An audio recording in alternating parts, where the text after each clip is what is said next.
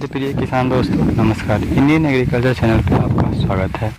आज हम आपको एक ऐसी खेती के बारे में बताने जा रहे हैं जिसकी खेती करके किसान लाखों की आमदनी कर रहे हैं। हम भी इसकी खेती करते हैं, हमारे खेत में, हम अपने खेत में ही आप इसके बारे में बताएंगे। तो दोस्तों, हम आज जिस फसल के बारे में बात कर रहे हैं, जिस सब्जी के बारे में बात कर रहे हैं, उसका नाम है पॉइंटेड ग्राउंड यानी परवल।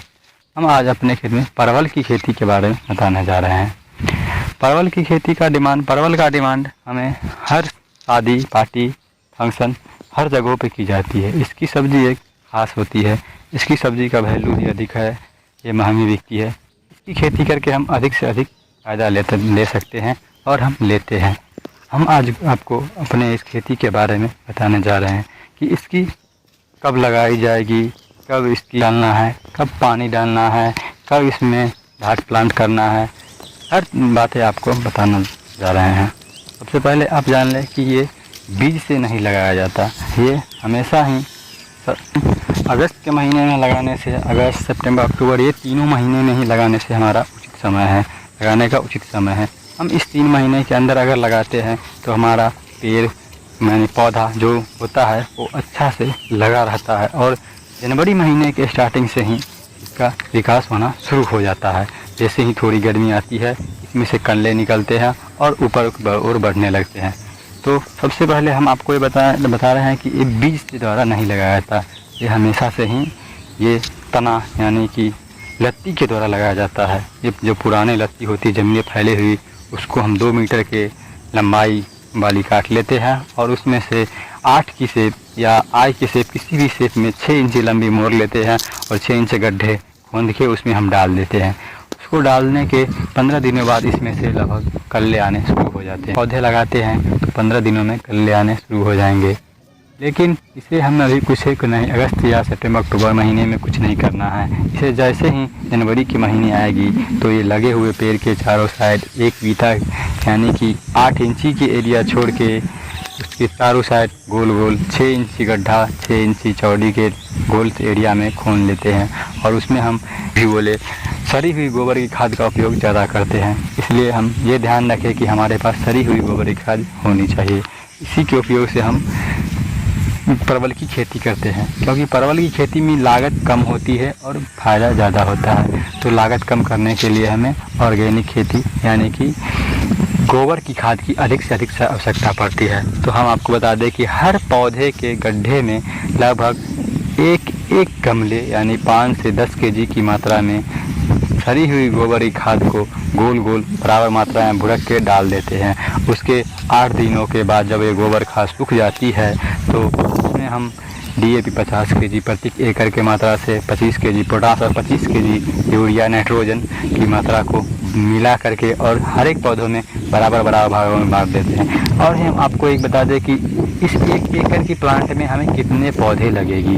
तो आप ये जान लें कि 1 एकड़ की प्लांट में हम अगर 2 मीटर बाई 1 मीटर की दूरी के हिसाब से लगाते हैं, क्योंकि ये उचित दूरी मानी गई है, इसी दूरी के हिसाब से हम पौधे लगाते हैं और इसी दूरी के हिसाब से आपको भी लगाना चाहिए।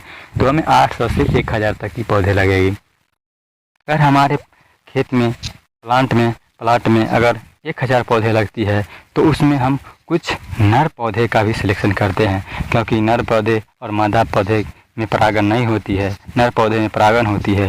तो परागण की प्रक्रिया के लिए हमें नर पौधे का सिलेक्शन करना पड़ता है। तो ध्यान रहे कि 100/5 का रेशियो के हिसाब से हमें नर पौधे का सिलेक्शन करना पड़ता है। यानी कि अगर 100 पौधे हैं तो उसमें हम 5 पौधे का सिलेक्शन नर करेंगे। 1000 में यानी 1 एकड़ के खेत में 50 पौधे कुछ दूरी के हिसाब से हमें नर पौधे का सिलेक्शन करेंगे और ये हमें करना पड़ता है। इसी से परागण की प्रक्रिया होती है। आगे हम अगर आपको बता दें इसमें ढाट प्लांट का कब उपयोग करना है, तो जब हम जनवरी के महीने में सारी गोबर खाद डाल देते हैं तो जैसे ही खाद डालने के बाद इसमें मिट्टी डालते हैं और मिट्टी डालने के कुछ दिनों के बाद 2-4 रोज़ के बाद इसमें हम पानी का सिंचाई कर देते हैं, पानी डाल देते हैं। पानी डालने के 8 दिनों के बाद इसमें से अच्छे खासे कल्ले निकलते हैं, जो कल्ले ऊपर की ओर बढ़ने तैयार हो जाते हैं। तब हम इसमें ढाट प्लांट की तैयारी करने शुरू कर देते हैं। अगर आपको ढाट प्लांट की पूरी जानकारी ना हो तो आप हमें कमेंट करें, हम आपको ढाट प्लांट बनाने की पूरी जानकारी भी ज़रूर बताएंगे। जैसे ही आप अगर ढाट प्लांट बनाते हैं तो उसके ऊपर उसे कल्ले ऊपर की ओर जाने देते हैं। हम इसे समतल में भी कर सकते हैं, लेकिन हम लोग नहीं करते क्योंकि समतल में हम लोगों का नुकसान होता है। हम लोगों को क्षेत्र में बारिश होती है, समतल जगह पे इसे अधिक से अधिक नुकसान हो सकता है, इसीलिए हम इसे समतल जगह पर नहीं करते। समतल जगहों पर अधिक से अधिक खर्च लगता है, जैसे दवाई, रोग अधिक लगते हैं, और ढाट प्लांट में रोग नहीं लगते, इसीलिए हम लोग इसे ढाट प्लांट पे ही करते हैं। इससे अधिक पैदावार होती है और नुकसान नहीं होती। बात करें हम इसकी तुराई के बारे में, तो जब ये जनवरी महीने में इसका हम सारा उपयोग कर लेते हैं तो लास्ट फरवरी और स्टार्टिंग मार्च के महीने से इसकी तुराई शुरू हो जाती है और ये लगभग प्रत्येक 8 दिनों पे तोड़ने योग्य हो जाती है। बात करें हम इससे 1 एकड़ खेत से कितना तक का तुराई कर सकते हैं, तो दोस्तों ये आप जान लें कि 1 एकड़ की आप तुराई के आपके ऊपर डिपेंड है कि कैसा मेहनत आप करते हैं। जैसे मेहनत करेंगे वैसा ही फल मिलेगा। तो इसमें आप अधिकतम से अधिकतम 1.5 टन का हर हफ्ता ले सकते हैं, यानी कम से कम 1 टन भी लेते हैं। ये तो मेरा अनुभव है, हमने लिया है कि हमारे पास ज़्यादा खेत है, हम लेबर द्वारा करवाते हैं, खुद नहीं करते, खुद कम करते हैं, लेबर से ज़्यादा करवाते हैं।